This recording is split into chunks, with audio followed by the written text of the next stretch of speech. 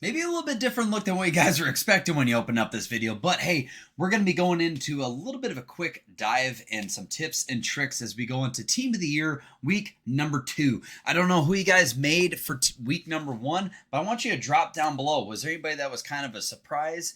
Was there anybody that's playing a lot better for you? I can tell you, me personally, I think Kucherov probably plays best for me. I'm not even going to sugarcoat it. I was very surprised by his card. I had low expectations, but I'm absolutely loving it. But I'm going to kind of cover who I think might get it for week number 2, along with some tips and tricks on maybe ways to save. Let's hop into it, though. I wanted to highlight kind of like Nate McKinnon first off, because I feel like this was a common occurrence here. He had an MSP earlier on. That's supernatural, but it's still going to cost you a boatload. That supernatural card, if you still held on to it, along with a ton of 87s here. I think when it comes down to it, if Quinn Hughes gets it, it's going to be eerily similar because he had an MSP early on. It was the cover athlete, and I think you're going to really run into that when it comes to any one of them. I think Bouchard is definitely in contention for defensive. I think Quinn Hughes, to me, is a lock, and Cale Makar is the other. And Cale Makar at stars of the month, but just like Nate McKinnon, ain't going to mean anything because there's going to be no trade-in sets. It's going to be legitimately building a lot of these from scratch. So keep some of those in mind. I think defensemen, it's got to be Bouchard, Quinn Hughes, or Makar. And the issue you're really going to run into on this is it's going to cost a lot more to make them, kind of like how it was for McKinnon. Even if you had the MSP, it really didn't make a sizable dent for you. So keep that in mind when you're making the defenseman. Goalie Hellebuck, I think it's Hellebuck or Bobrovsky. You're going to kind of run into a similar thing here. There isn't an MSP out for him, and you might be having to spend a lot to get it.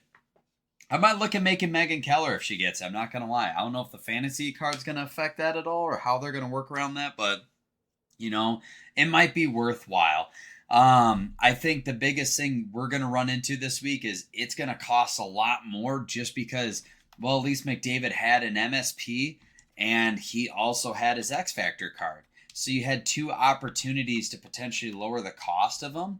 And the same goes when it comes to Kucherov. I mean, he had a captain's X Factor, and he also he was also in the Frozen Forces event. So I think it definitely benefited some of these players that have gotten MSPs to really soften the blow. Even Taylor Heisey. I mean, Taylor Heisey's card looks immaculate and only costs 9 if you do it from the X Factor, which I did make her X Factor.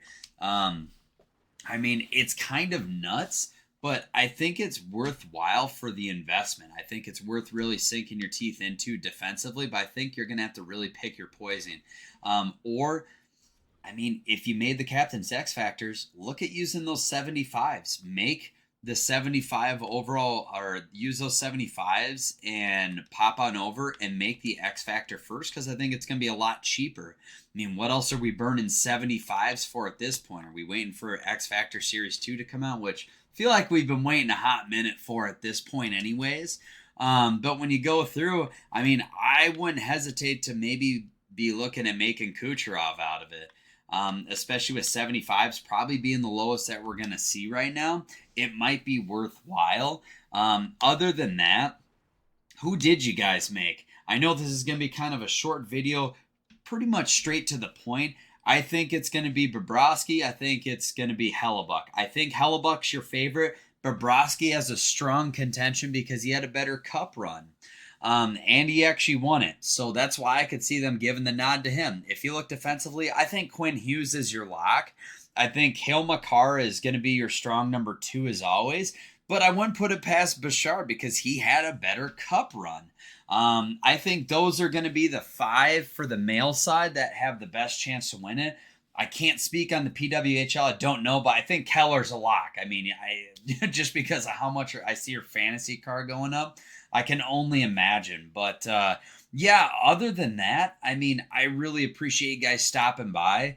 If you guys like what you saw, don't forget to hit that button down below. I'm trying to kind of hop up to 500 subs here over the span of the next few months. I'm going to try to get a little bit more consistent once again with making videos. I was gone for the weekend, so that didn't really help me either. So I'm a little bit behind on everything, but Quick look at the team while we go through this as well. We got Nate McKinnon, Joe Sakic, Connor McDavid. We got Kucherov, Dvorsky, Guerin. Reason I like Kucherov on the second line compared to first, I get better matchups. Somebody else said that in my chat too. Dylan Larkin, I don't know where to put him. I really don't. Do I want him as my first line center? Do I want to put him on the wing? I'm kind of at a loss. Whatever you guys have for input, please let me know what you're thinking. Then defensively, if I make one, it's going to be a righty D, man. I'll probably replace Letang. I like Ekblad on the fourth line. Quinn Hughes, I may make him, but like I think right side's been harder for me to come by players than it has been left side. And then my goalie situation's always abysmal, but we'd be looking at making Hellebuck if he gets it. If Bobrovsky gets it, I probably won't make it. But who are you guys thinking it's going to be this upcoming week? Who have you made so far? Who were some of the players that like who's played the best for you out of the players you did make? And let's see what week 2 has to offer. What do you say, guys? On that, you guys take care. Have a wonderful rest of your evening. Thanks so much for stopping in.